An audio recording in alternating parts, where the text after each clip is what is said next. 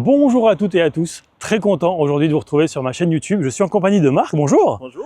Vice-président du produit. Et quel produit? Puisque je me trouve à Rüsselsheim, chez Opel, et on va faire une visite d'usine. Allez, c'est parti, on y va? On y va. Alors nous nous trouvons ici vraiment à la position 1, début de l'usine à Rüsselsheim en Allemagne où nous produisons, donc, comme nous l'avons évoqué, l'Astra et la DS4, l'Astra en deux body style.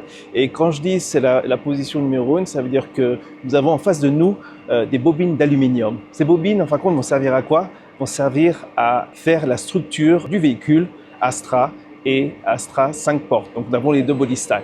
Vous avez en fait sur tout le hall beaucoup de bobines qui sont disponibles en différentes tailles en fonction des éléments de carrosserie.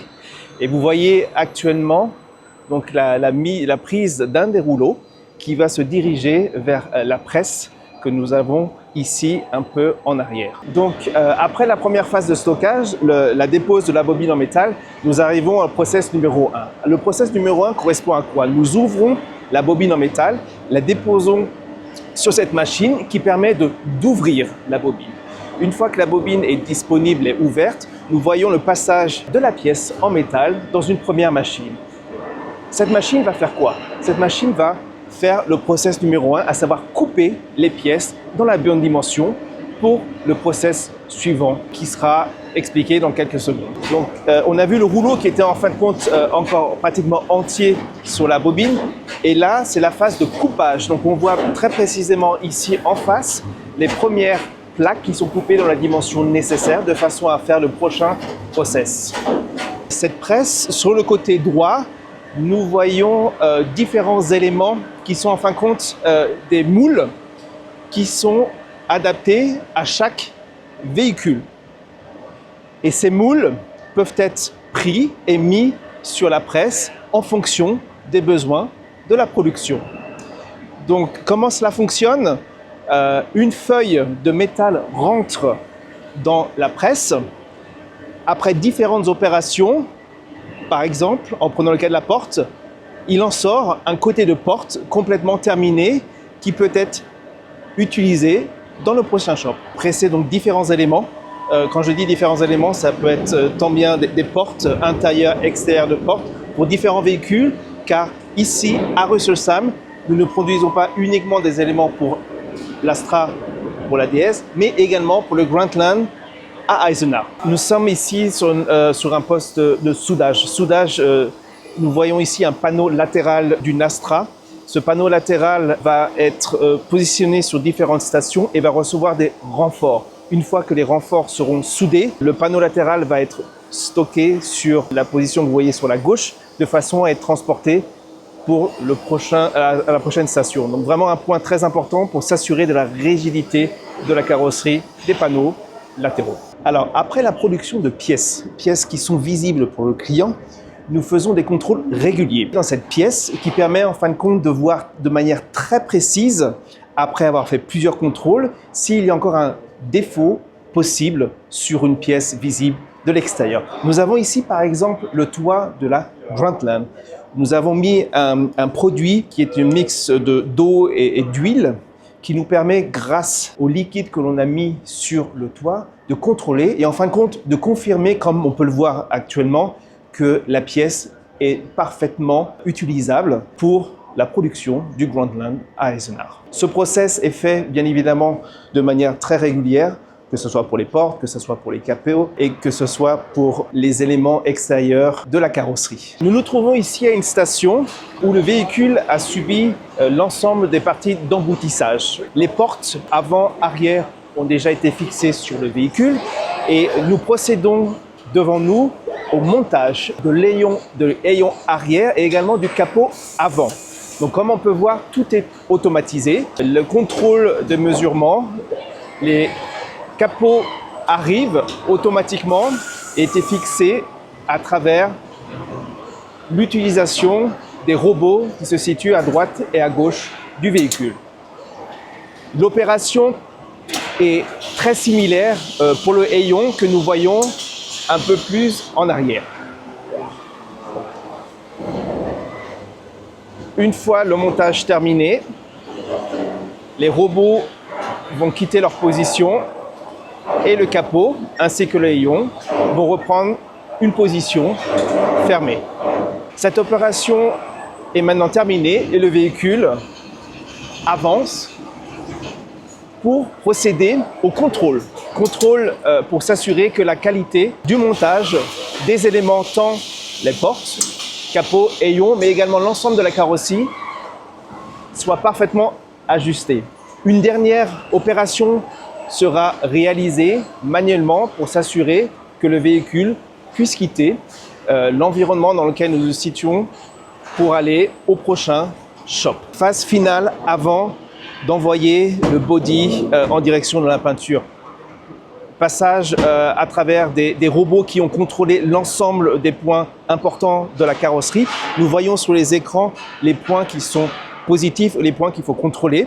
Après avoir fait ce scan, nous avons ici des personnes qui vont faire un passage manuel et contrôler et supprimer les petits défauts, si défauts il y a, pour s'assurer que le body, une fois sorti de cette plateforme, soit parfaitement adapté au passage en peinture. Nous sommes ici à la partie contrôle avec les robots et nous voyons les points rouges qui contrôlent l'ensemble de la carrosserie, des ajustements avant un passage sur le dernier plateau qui nous permettra de faire les derniers ajustements avant de s'assurer que le véhicule quitte cette partie parfaitement adaptée à la peinture. Nous avons ici la vitre arrière. Donc le collaborateur applique un produit de façon à assurer la parfaite étanchéité avec le joint une fois posé sur le véhicule. Donc nous avons ici la procédure complète qui va donc s'assurer d'une parfaite étanchéité de la vitre arrière. Une fois la vitre arrière posée sur l'outillage, nous avons vu l'outillage se tourner et à partir de ce moment-là, l'ensemble des opérations vont être automatisées, à savoir que la vitre arrière va être portée, un joint va être posé et ensuite, dernière opération, la vitre va être posée sur le véhicule et collée. La voiture avance, va recevoir dans un premier temps la vitre à l'arrière. En parallèle, nous voyons le robot préparer le pare-brise. Donc préparer, ça veut dire que actuellement le robot a assuré la mise en place du joint. Le robot maintenant bouge et s'assure que la vitre soit posée parfaitement sur le véhicule. Comme vous pouvez le voir maintenant, pose terminée. Un temps pour s'assurer du bon collage, pare-brise fixé, opération terminée. Nous avons changé de bâtiment, nous sommes arrivés maintenant dans le bâtiment où nous faisons l'assemblage du véhicule. Donc bien évidemment, nous commençons par la phase 1 qui est l'assemblage du châssis. Nous sommes sur une ligne qui est parfaitement flexible. Alors ça veut dire quoi parfaitement flexible? C'est-à-dire que nous allons de passer un moteur à essence, mais il est tout à fait possible sur cette ligne de produire des versions essence, que ce soit manuelle, boîte automatique, que ce soit version hybride rechargeable et comme nous avons maintenant devant nous une version totalement électrique. Une fois passé sur cette ligne, le châssis sera complet. Complet en termes de motorisation, complet en termes de train roulant, mais également complet en termes de ligne à essence si la voiture est équipée d'un moteur à essence. Et nous nous trouvons ici pratiquement à la fin de cette ligne. Une fois les composants montés, nous passerons à la prochaine ligne qui sera la ligne du mariage de la carrosserie avec le châssis. Nous nous trouvons ici sur la dernière ligne au niveau de la production de notre Astra. Dernière ligne, ça veut dire quoi? Nous faisons ici les tests qualité au niveau de l'intérieur, au niveau de l'extérieur, mais également le premier démarrage du moteur.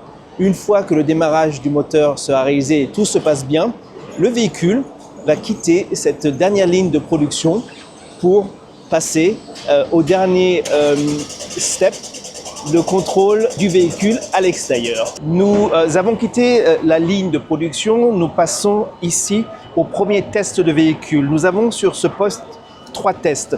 Le premier est lié au train roulant, donc on contrôle le parallélisme des trains roulants. Nous avons un deuxième test ici sur cette position, ce sont les feux avant, donc on contrôle les optiques de façon à s'assurer que l'optique soit bien réglée. Et le troisième, c'est le radar qui est au milieu du pare-choc, qui va être aussi contrôlé. Nous voyons la machine qui bouge de façon à s'assurer aussi du bon fonctionnement du radar. Donc première station, contrôle du véhicule avec 3 contrôles sur ce poste. Comme indiqué, nous avons quitté la ligne de production. Nous rentrons dans le département qualité. C'est un point absolument important. Opel, marque allemande, qualité est un point absolument important. La décision pour l'Astra, qui quitte l'usine de Rüsselsheim, est que chaque voiture qui sort de la ligne de production soit testée. Donc il n'y a pas un seul véhicule qui sort de production sans avoir eu le check que nous allons voir en détail ensemble. Un test qui est maintenant réalisé sur l'ensemble des véhicules qui quittent l'usine, c'est le test avec l'humidité, l'eau. Donc chaque voiture passe dans ce tunnel, reçoit des jets d'eau sur l'ensemble du véhicule de façon à s'assurer de l'étanchéité parfaite du véhicule. Nous nous approchons des derniers tests de qualité. Sur cette bande, après le test d'humidité, nous avons des collaborateurs qui testent la majorité des fonctions qui n'ont pas été testées de façon à s'assurer, une fois la voiture quittant ce poste-là, qu'elle soit pratiquement finie pour être distribuée à nos clients finaux. Dernier test réalisé sur le véhicule avant livraison finale, à savoir test de suspension. Ce test permet pas uniquement de tester le châssis, mais également de tester s'il y a des bruits qui pourraient déranger lors du passage sur les différents éléments sur le sol. Enfin, la personne va s'arrêter et vérifier dans les glaces que nous n'avons aucun problème avec les essuie-glaces, mais également avec les lumières. Dernière marche arrière, on remet la marche avant. Aucun bruit dans la direction. Dernier test de trottoir.